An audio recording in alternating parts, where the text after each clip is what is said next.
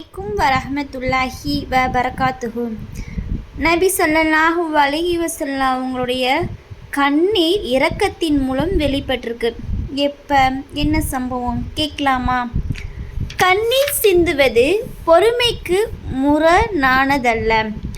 ஒரு முறை நபி ஸல்லல்லாஹு அலைஹி வஸல்லம் அவங்களுடைய மகளாகிய ஸைனப் ரலியல்லாஹு அன்ஹு அவங்களுடைய மகன் உயிர் பிரியக்கூடிய நேரத்தில் இருக்காங்க. உடனே நபி ஸல்லல்லாஹு அலைஹி வஸல்லம் அவங்கள அவசியம் வர சொல்லி ஒருத்தவங்க மூலயமா சொல்லி அனுப்புகிறாங்க.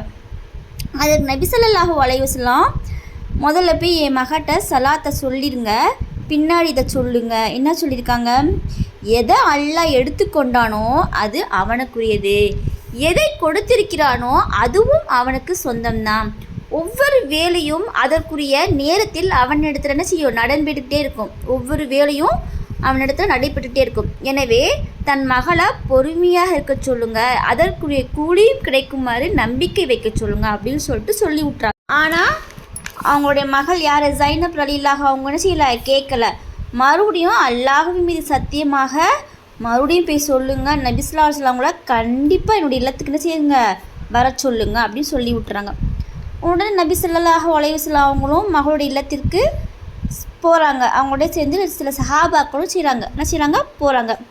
போனதுமே நபி ஸல்லல்லாஹு அலைஹி வஸல்லம் அவங்க கையில் அவங்களுடைய குழந்தைய கொடுக்கவுமே அவங்களோட கையில் மடியில் ஏறினதுமே குழந்தையோட உயிர் ஊசலாடி கொண்டு இருக்கிறது. உடனே நபி ஸல்லல்லாஹு அலைஹி வஸல்லம் அவங்க கண்ணிலேருந்து கண்ணீர் என்ன செய்யுது, வழிந்து ஓடியதாம். இதை பார்த்த ஸைனப் ரலியல்லாஹு கேட்குறாங்க, யா ரசூலல்லாஹ் இது என்ன என்று கேட்க நபி ஸல்லல்லாஹு அலைஹி வஸல்லம் சொல்லியிருக்காங்க, இது இரக்கத்தின் வெளிப்பாடாகும். நல்லா கவனிங்க உறவுகளே. அல்லாஹ் தன் அடியார்களின் உள்ளங்களை எப்படி ஆக்கி வச்சிருக்கான்?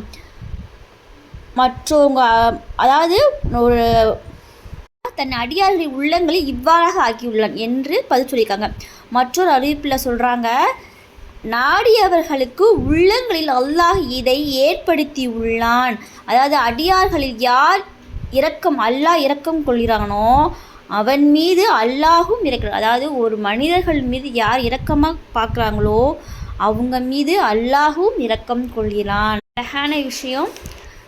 சுப்ஹானல்லாஹி வபிஹம்திஹி சுப்ஹானக்கல்லாஹும்ம வபிஹம்திக அஷ்ஹது அல்லா இலாஹா இல்லா அன்த வஸ்தக்ஃபிருக வஅத்தூபு இலைக். அஸ்ஸலாமு அலைக்கும் வரஹ்மத்துல்லாஹி வபரகாத்துஹு. மனிதர்களின் மீது இரக்கம் கொள்வோம். மீண்டும் சந்திப்போம்.